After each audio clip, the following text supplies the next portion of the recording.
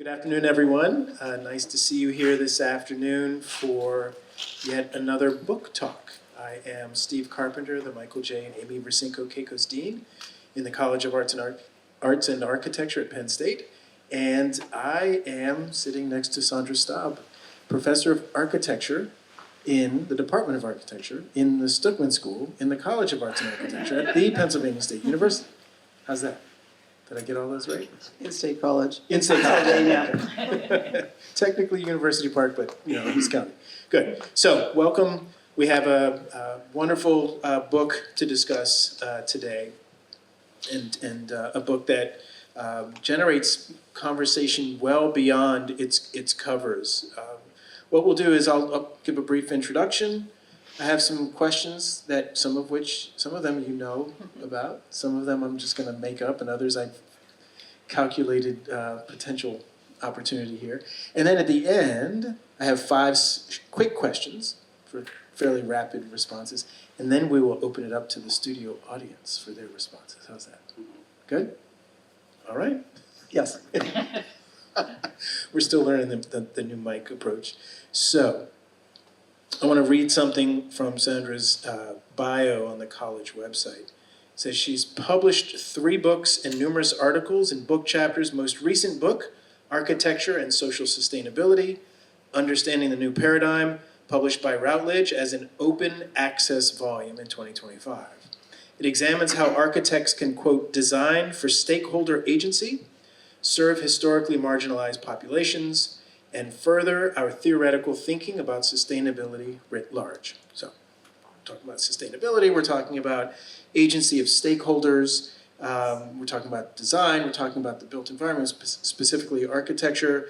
I think there are through lines of community and collaboration and ethics. There's a lot going on here. There's a lot going on. I'm eager to jump in. This book, in my view, like I was mentioning earlier, it's interesting the structure of the book. You have part 1, which is really you expounding on ideas and kind of grounding the reader in what this book is about and what drew you to the book, to the creation of the book. And then part 2 is a series of 9 chapters, most of which were written by other individuals, either solo or in teams, and there's an interview that you did with one of the other authors. So those 2 sections, those 2 parts could be separate, but in many ways, working together, I found it to be just a really rich approach. So before we dig into the meat of the book, I have 2 questions. 1, why open access? And 2, why this format of part 1 is an extended introduction and a theoretical foundation, and then the second part is a series of chapters. So, go for it. So, why open access? That was pretty simple, because if I'm writing a book about social sustainability, then it's important for me that everyone have access to the book and to the ideas, even if they cannot afford $40 for a book. The paperback costs $40. So, for me, it was important. This is an internationally scoped book. I spoke with Routledge when I was proposing the book, and they wanted it to be international in scope. I did as well. And in many countries, $40 is just a huge amount. And for students, it can be a huge amount. So for that reason, it was very important for me to make it open access. And I'm going to put in a pitch. Thank you very much to the College of Arts and Architecture, because they funded the open access part. Routledge does charge the author, in this case me, to make a book fully open access from day 1. And like I said, that was very important to me. The Penn State has a system where they will fund through the libraries, but only with what they consider academic publishers, which is a publisher at the university of something. And Routledge was considered a commercial publisher, even though they do mostly academic books. So I was very pleased that worked out. Good. And the structure of the book, why did you format it the way you did in these two distinct parts? Yeah, well, the structure came about. I've been working on this topic sort of loosely for over a decade, and I teach a course on ethics in the built environment, and a lot of the ideas came from me working through the content of that course and discussing it with students and just, presenting at conferences, etc. So the first part is historical and theoretical, but I also realized that I talk a lot about stakeholders in the book, and I talk about people having expertise. As an architect, we have an expertise in design, but we design for people, and they are the ones with the expertise on their lives. So that's one of the reasons why I say it's very important to involve all sorts of stakeholders in the design process. And I also realized that if I'm looking at international examples, the best people to write about those are the people that are deeply involved in them. So we have a series of mostly architects that wrote the chapters, people with deep expertise in the specific topics that are illustrated in the chapters. Well, I think it works well, the way you structured it, and it is quite international. You're not focusing on a couple of countries in the same region. You have representation from a wide range of countries, which I would imagine will bring the international visibility that. Yeah, we have Nigeria and Brazil. We've got various European countries, including the UK, and we've got examples from the United States as well. Yeah, excellent. And India also, sorry. Yes, Asia. In Asia, absolutely. So, why an edited book? I mean, that first part, you could have just continued and maybe referenced each of the examples, and then it would have been an authored book. Why edit versus single author?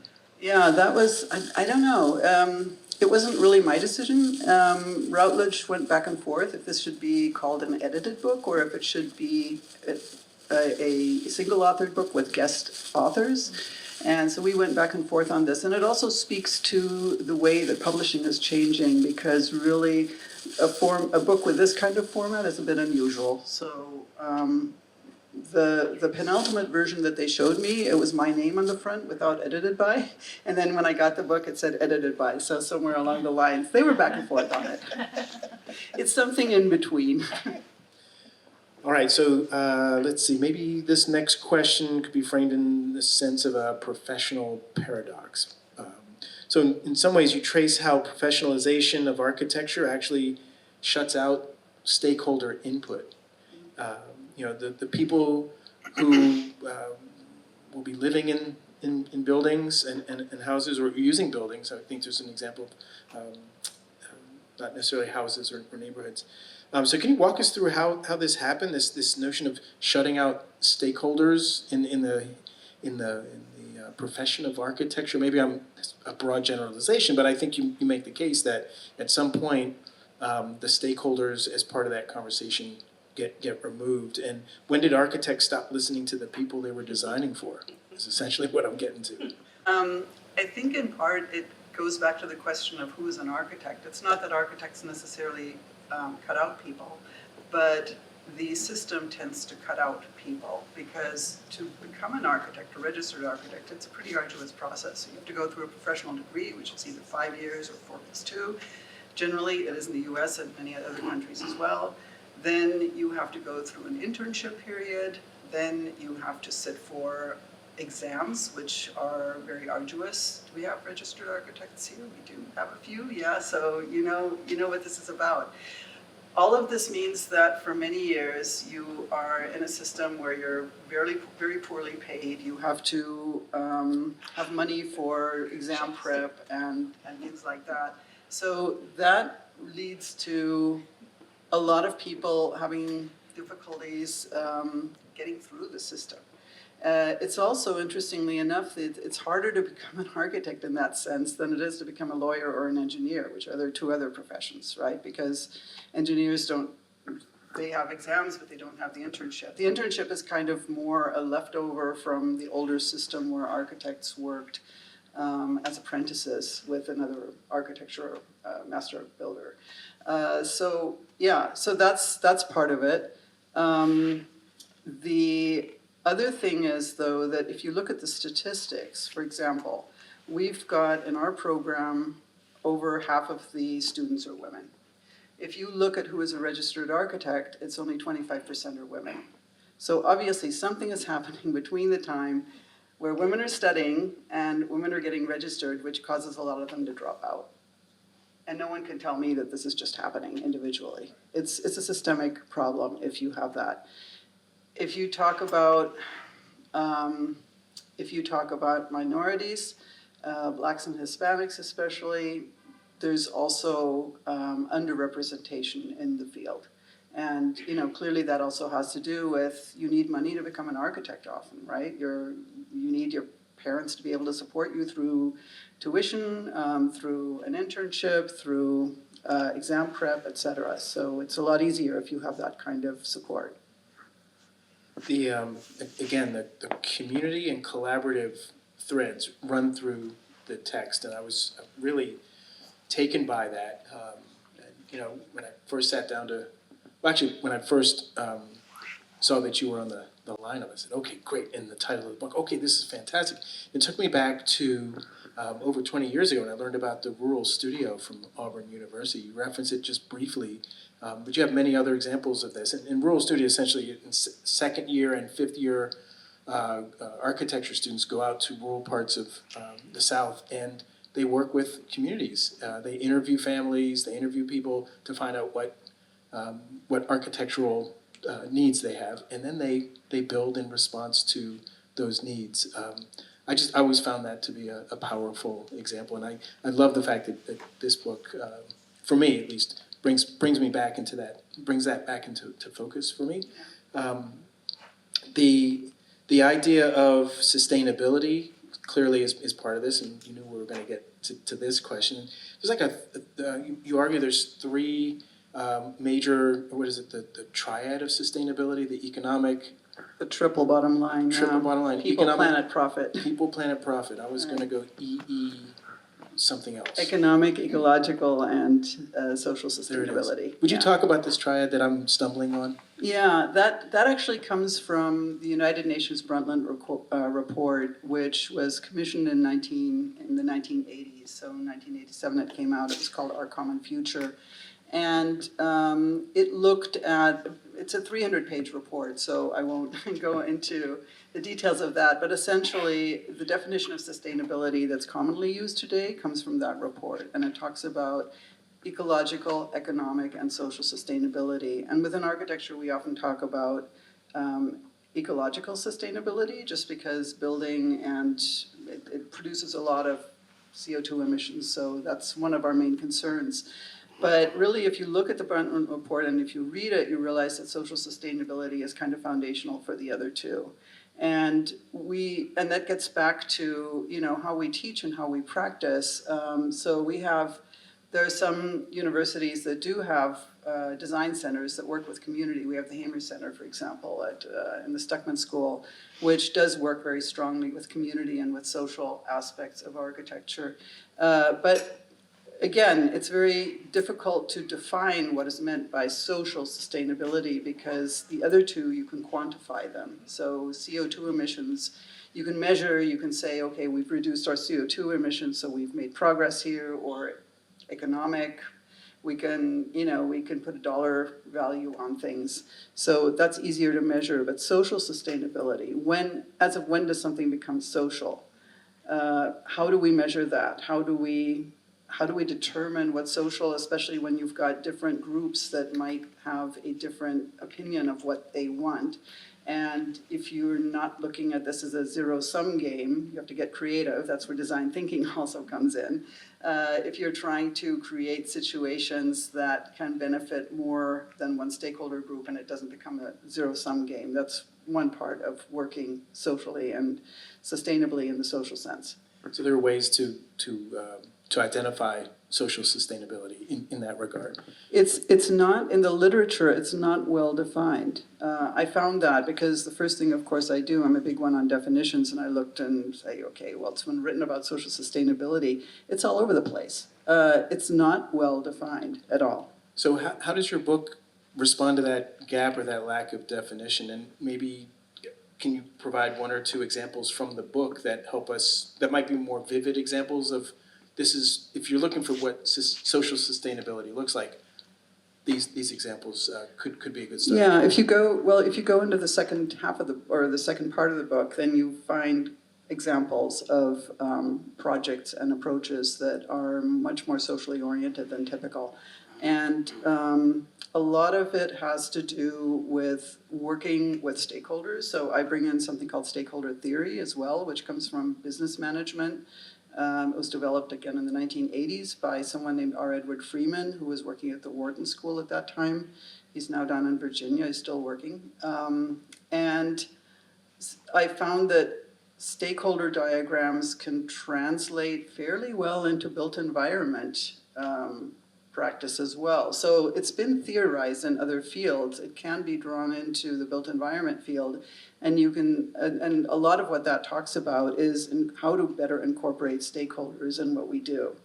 Because oftentimes we're kind of in our own bubble, especially with user groups. We tend not to involve user groups in designing just because there's no mechanism to really do that normally. It's not a billable hour. For example, if you have an office, you can't charge someone usually to have lengthy interviews with potential users. And we can try to do that in an academic setting, although, sometimes it's very time intensive and it doesn't really fit neatly into a semester, but that's where we have the possibility sometimes, because we're not under such, financial pressures that everything has to be financially sound, where we can play around a little bit more in academia. In many ways, your book is challenging the historical and mythologized approaches to architecture, right? And I think one of the things that you also allow us to think about is how architects might need to, at least architects who are working in this social sustainable approach, navigate an assumed power dynamic and be really concerned about, colonizing approaches, about walking in and saying, I know what you people need. I'm going to build you this kind of home or this kind of neighborhood, as opposed to being invited in. So can you talk about how the examples in the book dealt with that power dynamic? Maybe there's an example that you can give where I'm thinking about how a community would invite someone in to work with them rather than someone imposing themselves on a community. Well, I'll give one example, and it's the chapter in the second part of the book that I wrote. And there's a whole district in near Freiburg in southern Germany, which was very much from the grounds up determined by the people that lived there. So they took matters into their own hands. They organized everything. They had a lot of involvement in the master planning of the whole community, because it was something, I think 300, trying to remember what the numbers are. It's a fairly big district.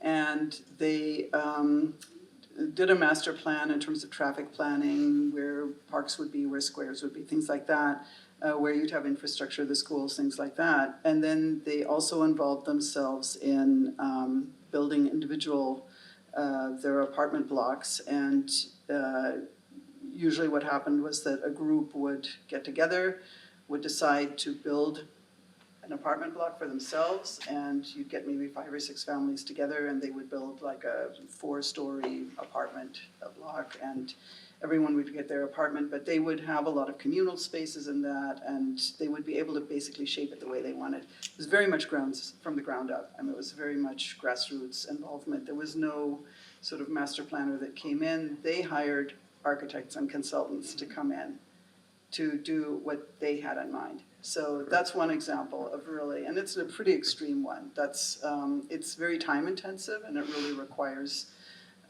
people to, spend a lot of evenings and weekends doing a lot of planning and neighborhood discussions and things like that. And it requires the impetus and the initiative to start. Right. There are other examples in the book. There's one from Brazil and one from India, for example, where you do have, and also another one from Germany, where you do have an architect or an office leading the approach. So using participatory design techniques or co-design techniques to involve the future users. But not just the future users, but any stakeholders that have a stake in the project, basically, and involving them in some way in designing the spaces. So stakeholder agency is what we're talking about. What did you learn about stakeholder agency in editing the text, if anything? Well, I was familiar with it, of course, on a theoretical level. One thing that I'm trying to do more of is to introduce it in my own teaching, which is difficult because we have 16 weeks of a semester, and you have to sort of fit it in there, and you've got the students 2 or 3 days a week, and it's very, very time intensive to set something like that up too. So, but I think it's important. I think students, deserve to hear about and try out other techniques of designing other than just being the creative person behind a design and seeing it as their design. This might be a dangerous question to ask, considering the department head is sitting in the room, but has this book helped or encouraged you to push the curriculum in the department in a different way, or at least the courses that you teach, or is it helping to reshape actual curricula, or are we still sticking with the curriculum and kind of sliding this content in? Well, I think we can be pretty fortunate that we have you can keep it. We have a pretty chill department head, so he sort of lets us do what we feel we need to do. Usually, I don't know if I should say this, but that's good. Yeah, he's pretty laid back. So fortunately, if you have ideas of what you want to do, he's always two open ears. So you could just walk in and say, "Hey, I want to do this or that," and he said, "That sounds really interesting. Yeah, go ahead and do that." And then when you come in and you say, "I need $5,000 to be able to do this or that," he's usually like, That's "Well, when the let's see. pushback's Yeah, sure." So that's been very helpful, and yeah, in part it's. It depends. If I'm running a course by myself or with one colleague and we're both on the same page, then yes. If we're a group of 5 people or 6 people sometimes teaching, then there's sometimes a little bit more back and forth in terms of where the focus should be.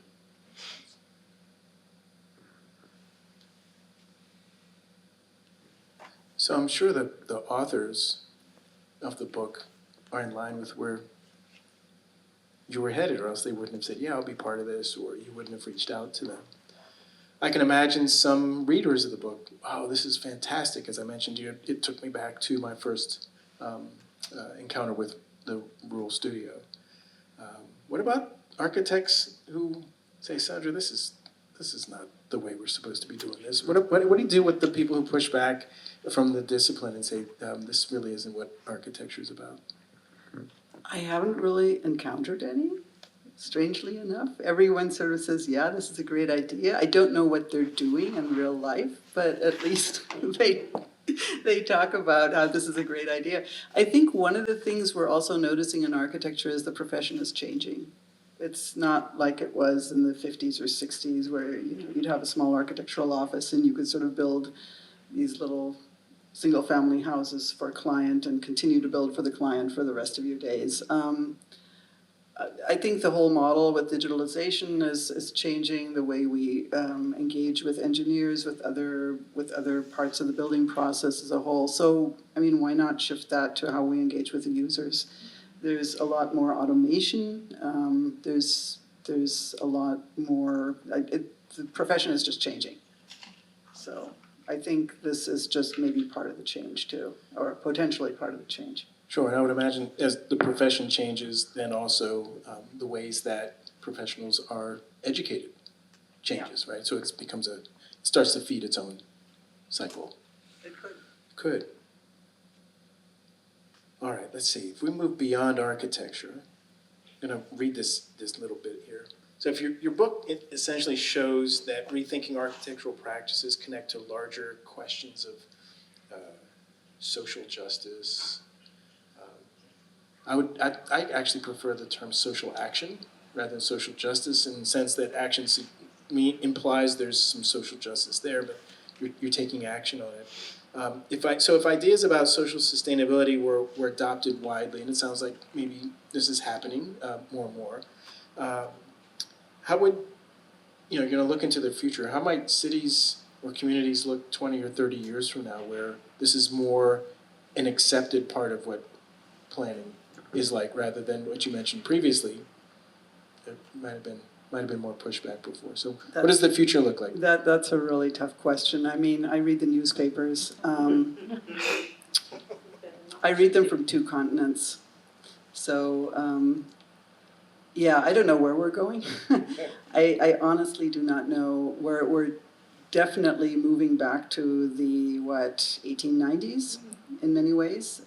So we might be walking through here in hoop skirts soon. I don't know. I don't look good Yeah. in a hoop skirt. Yeah.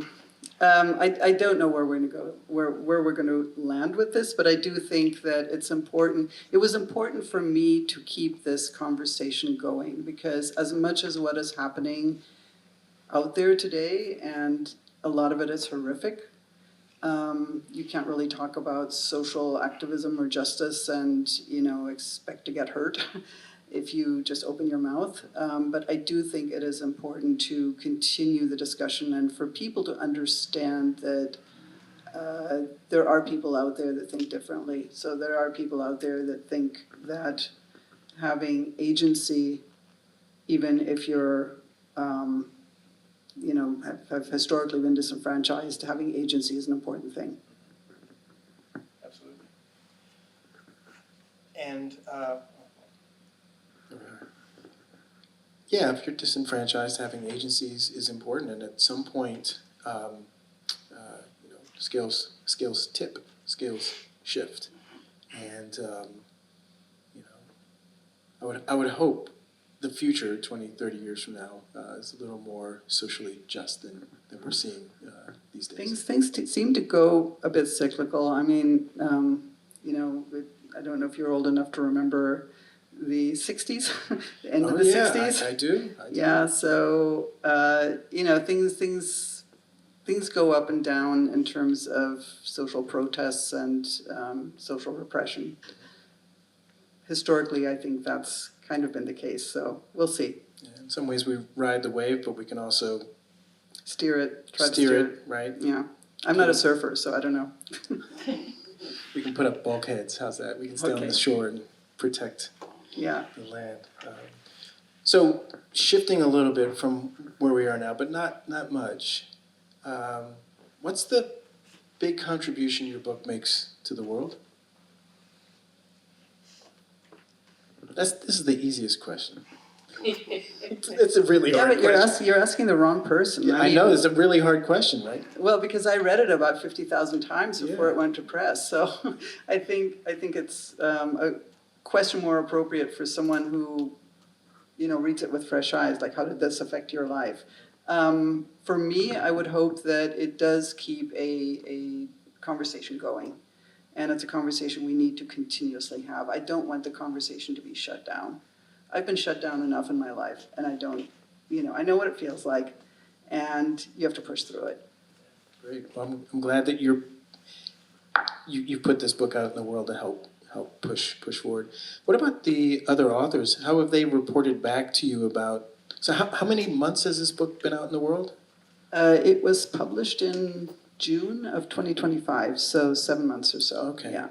What kind of feedback or have the other authors of the book shared with you about how has the book been received from their perspectives in parts of the world? Well, writing the book, it was interesting because when I worked with the authors, I didn't know most of them ahead of time.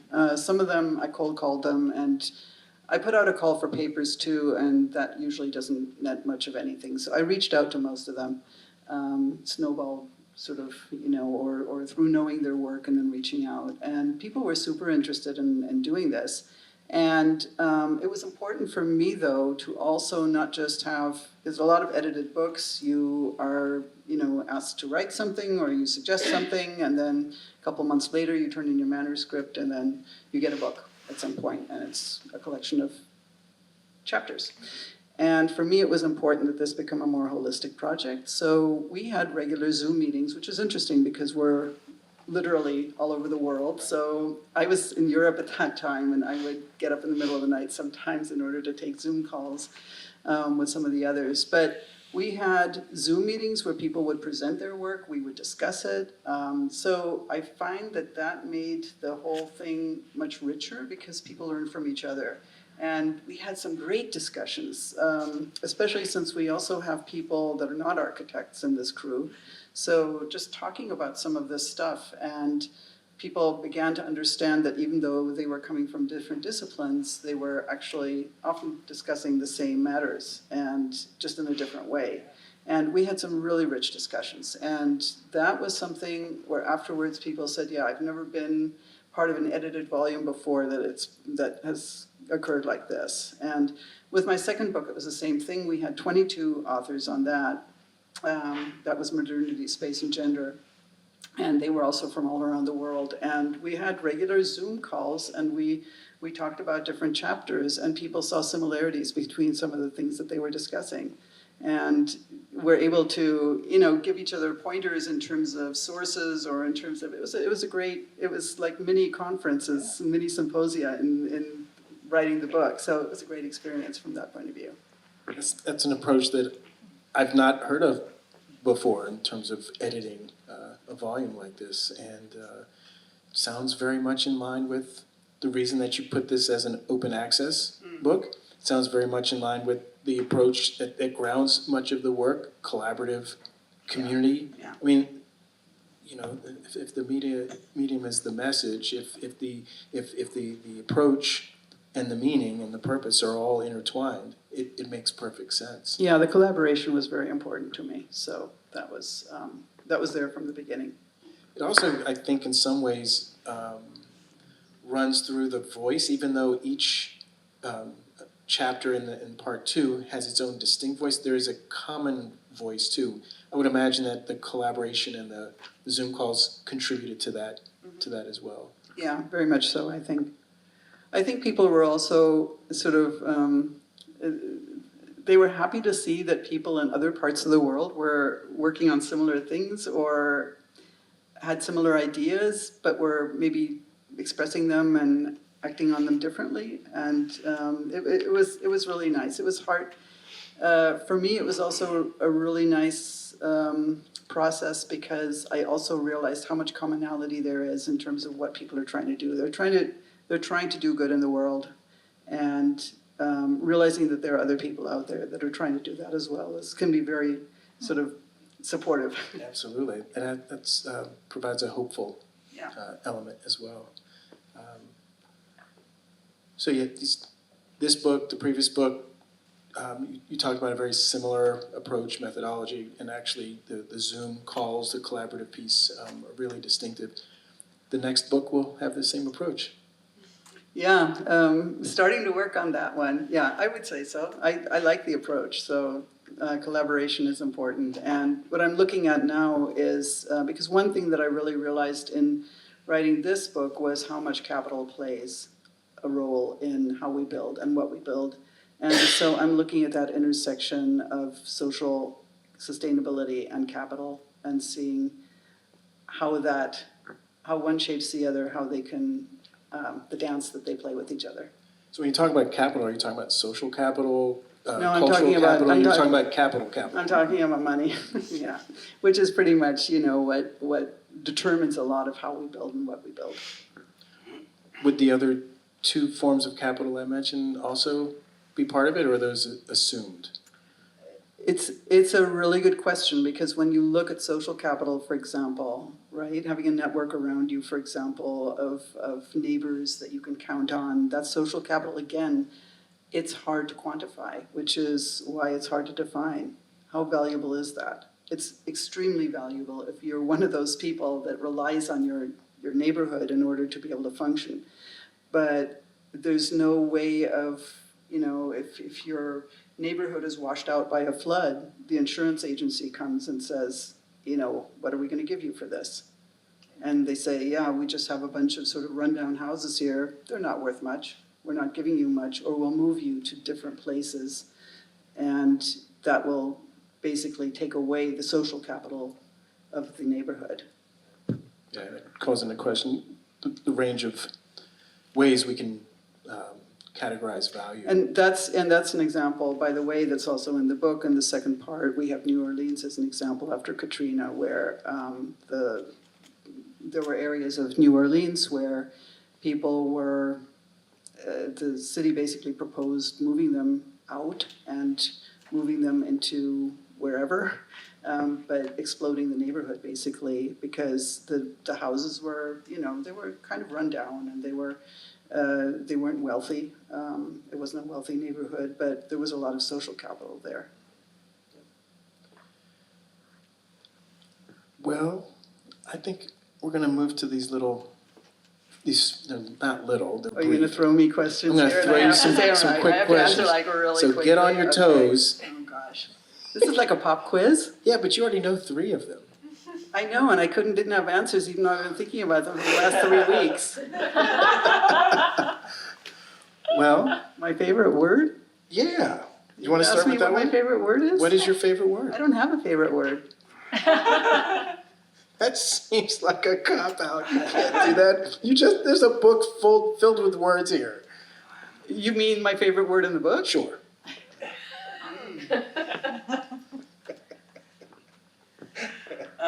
Opportunity. Opportunity. Should I ask you why?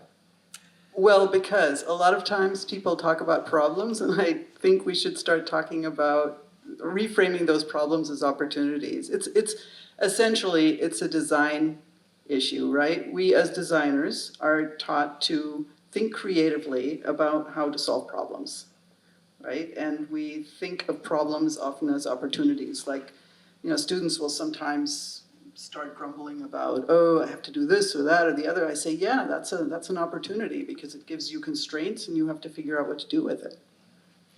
I was reading a leadership book that said, if you change the phrase, I have to do something, to I get to do something. Yeah, I don't know. You don't like that one? No, I don't. How about, maybe we should go to question 2.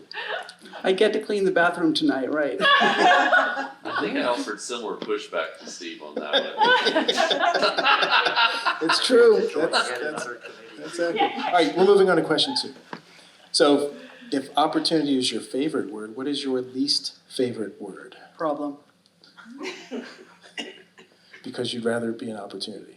Yeah, I'd rather think of them as well, problem it's often used negatively. A math problem is something you solve, right? Right. You have a math test, you have lots of problems. Maybe that's why a lot of people don't like math, but. So we should call them math opportunities? Yes. So my daughter was a math minor, and something clicked when she was 16. She had this math teacher that taught her to think of everything conceptually. Math as a concept. And that's when it clicked in her and she said, I love math. All right, I like that. I like it. All right, let's press on because we want to get to the Right. panel of experts out here. Yeah. Oh, Who have they been are waiting- experts. I know. I'm they've been already waiting daunted patiently. I'm already daunted by what we have here. All right, speaking of books, what is the best time of the day to read for pleasure? I usually read in the evening.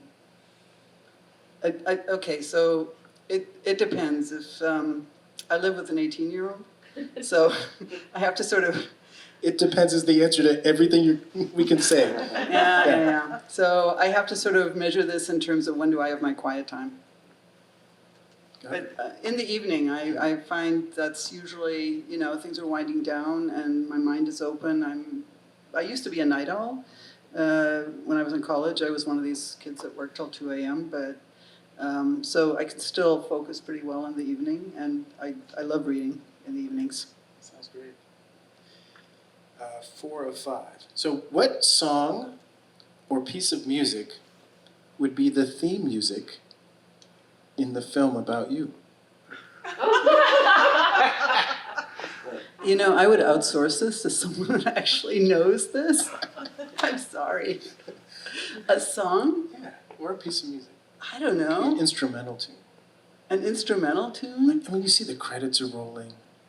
Okay, okay. So I'll answer this a little bit roundabout. I do have, we talked about earlier, headphone types, right? So I do have these bone conduction headphones which go around the ear, and and when I walk into work, which is a half-hour walk, and I usually walk pretty, intensely, power walk, and I'm usually listening either to pretty fast jazz or to R&B.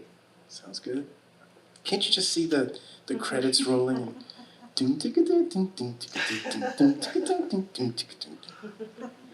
don't know. That might not be the tune you would listen to, but I can see it. I see it. Yeah. All right, here's question 5. If you were, I'll take it. I'll take it because then it gets me out of this. Gets me to the next question. That's right. No, because I think you have a vision here. I think that's cool. Yeah. We'll see. Maybe the next book needs a piece of theme music. Maybe it needs its own. He's a visual playlist. artist, but he's talking about songs here. I mean, I'm impressed. Well, it's got to be multidimensional. Absolutely. All right, here's question 5. If you were not a professor of architecture, what would you be doing?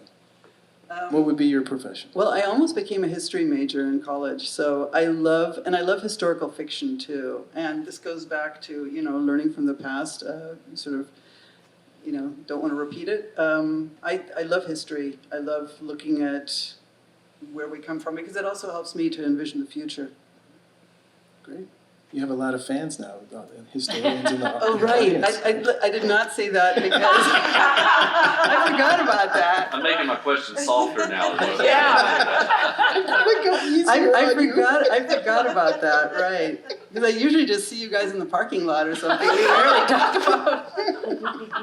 I see him at Wegmans. I mean, we chat about what's on sale in the produce department. All right, with You have to that be wonderful multidimensional. response, you have to be multidimensional. Let's open it up to these multidimensional beings out here. I'm looking forward to Questions for Sandra Staub. I mean, this idea of social sustainability and the idea of architectural mutability, right? Because social practice changes, right? And so you can source a particular community at a particular point in time, and they all want uses for social space that's a certain way. And then how does that change? How does the architecture remain relevant as over time social values change? And here I'm thinking about Wright's Broadacre City, which was not crowdsourced. There was no feedback that he sought on that. And yet it responded very deliberately to the car culture of the 1930s, right? And that's what he thought the future was going to be. And now we look at it and it's really, it's not a great model, obviously, no one would say that. So I was just thinking about that example and how it's aged and how ideas of social engagement, how architecture remains pertinent as those values change and uses shift. And if you thought about that, or if that's a part of the book. Yeah, no, for sure. I mean, it's not really part of the book, but it is part of what we teach every day. And one of the things when you design for people, you can either make things very specific, so it only works a certain way, or, and one example is the Frankfurter Kitchen by Greta Schüttel-Dehatsky. If you are left-handed, you're kind of stuck there because that kitchen, it's so well designed, but it's absolutely every movement is designed for a right-handed person. So there's something to be said for making things very flexible. And if you look at, again, going into history, if you look at historical models of buildings that have aged really well, you can learn something from them because they can, over time, their use can be shifted even as our, how we conduct our lives shifts. So you can add new things to them, or you can change room uses or change the way things work. So there's I don't want to say a timeless way of building, but because that's a loaded term, but there are certainly ways in which we can design buildings that they're a bit more accommodating and will age well and will continue over time. And then there's also designing things so they can be rebuilt, right? That's an important one. That's also ecologically a sane solution rather than tearing something down and having to rebuild it. Pass the mic right behind you. Thanks. When you were collaborating on Zoom, did anything emerge that really surprised you?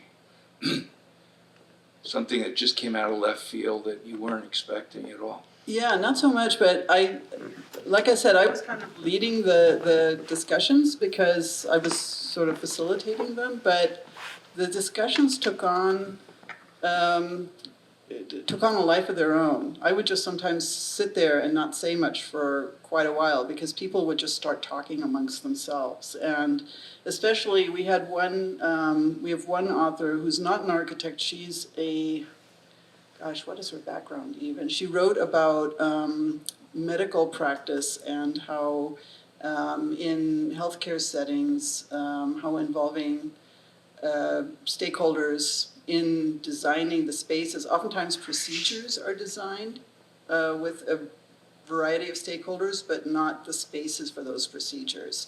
Because within the healthcare setting, how you do things, especially if how things have to happen quickly, like in an operating room, it's very regulated.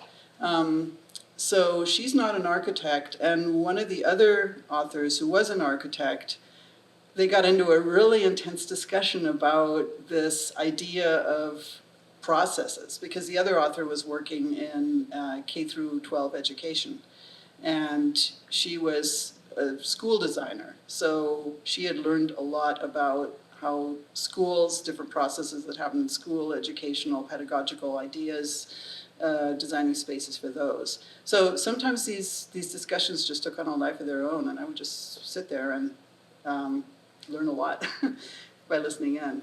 What's interesting that you brought up that example after Joe's question, given your medical background, and your example was with healthcare. Yeah. So in the second part of the book, I looked at primarily three building types, because they're building types that everyone deals with usually at some point in their life. And one is housing, because most of us are housed somewhere. One is educational settings, so K through 12 school design, and then medical facilities, because medical, usually at some point we deal with them, they're open to the public. Other types of buildings, like, I don't know, museums or universities or whatever, they're a little bit more restricted. I had the experience of being a medical director for the brain injury program at the University of Wisconsin, and their hospital their hospital design won all kinds of awards. It was a beautiful building, but the inside was very angular, and brain injured patients had a lot of difficulty with that space. Yeah, it's a good point. Really interested in the fact that you had non-architects as part of the book, and you had said something about rethinking architecture. Was it a rethinking architecture series through Routledge, or was that kind of something that you brought to Routledge? No, this is not part of a series. Okay. So my first two books were part of larger Routledge series, but this one is just stood by itself.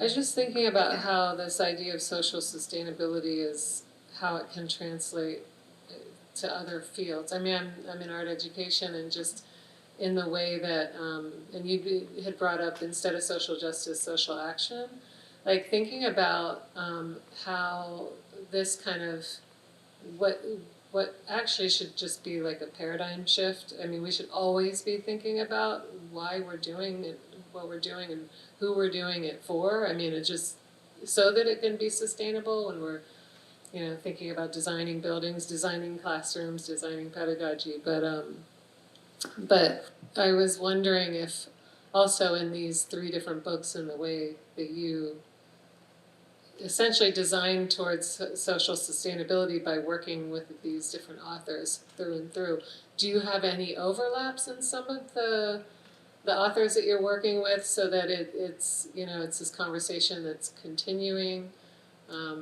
So before I get to answering that question, I'm going to answer a question that you didn't ask, but that I'm hearing, and that is a lot of what I write about in 2 of the chapters here is that architects also need to go outside of their field. There's actually a lot of techniques and theoretical writings outside of architecture, starting with geography, starting with education, starting with psychology, sociology, so different like design fields that are outside of architecture too, that engage users in different ways, that are techniques in trying to get people to articulate and to sort of contribute in some way, to speak the language that the architect can then understand, take, and turn into a design. Because we're experts in designing. We can design stuff. We know building codes, we know how to do that.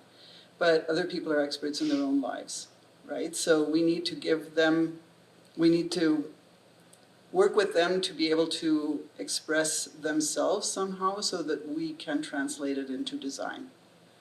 That's kind of, and so there's a lot of different techniques, or I don't want to use the word technique, but there's a lot of different methods coming from other fields that I think would be really interesting for architects to look at, starting with stakeholder theory, which I have not seen mentioned in any architecture course or in any architecture publication. It comes from business management theory. So SMEAL, they know about it, but we don't talk about it. So that's one thing. So getting back to your question about, if I understand it correctly, am I still in contact with people? And Yeah, I was still... thinking about the way we've just sort of laid out how your method in these 3 books. You were having interviews. It was a much different way of working, and I've also worked in that way and thought it was. It seems obvious that that's the way to work, and because it allows for more. I don't know, just more perspectives and more support too, especially if it's like if you have non-architects working in like writing for an architecture book, that's a pretty radical contribution if you're outside of that field. So well, it's needed. I mean, we need to be hearing things from people outside of our fields. So yeah, I do keep in touch with people.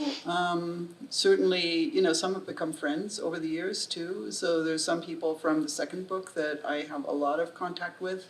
I've been, invited to speak at their universities, or we've had different things that we've done together.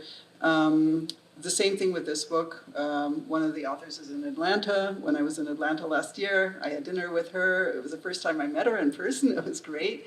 And she's not an architect either. She's actually a visual artist, I think, Unika Rogers said. She doesn't have a degree in architecture, but she works kind of architecturally. But yeah, so there's a lot of communication there. I sort of try to keep in touch because things roll on, and sometimes you get other projects that continue. Like with Unika, who's from Atlanta, she was originally, I got to know her because she came to a Zoom symposium in 2021 during the pandemic that was held at Penn State, and that's when I became familiar with her work. So then I invited her to become part of this volume as well, because I knew about her work and I knew what she was doing. Great, thanks. So pass the mic over to Malika, and then we'll come over. Hi. Hi. So I'm always interested in, seeing how the profession, architecture, it tries to always, it's bounding itself, right? Because, this is what as a accredited professional you can do versus somebody who's cannot do. You can't sign for this. But at the same time, I think, we all know a very small percentage of the built environment that we inhabit are built by architects. So there's always this tension, right? That and there is need, of course, for safety and health and those kinds of things. I almost feel like the piece of the pie that goes to architects can actually be a lot more if we loosen some of this, the boundaries that we kind of build. Because I always remember, I've had conversations with this person, Sheila Patel from India, and she is one of the founding members of Slum Dwellers International. And she says, like, we really don't need anybody, because anyway, they don't care about us. We don't have the money, we build our own things. But if there was some, like she is part of Roof Over Our Heads, is this huge United Nations thing that they're working on, that how can we give some amount of technical help? So when they are building their slums, they at least know a little bit more. So,